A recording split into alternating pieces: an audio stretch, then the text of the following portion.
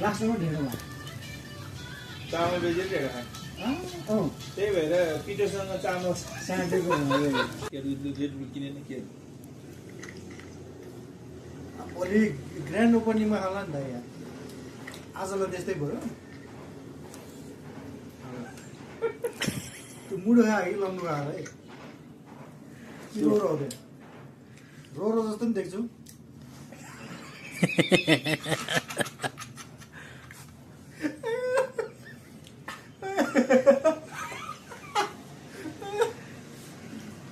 कहाँ चाहिँ खाने कि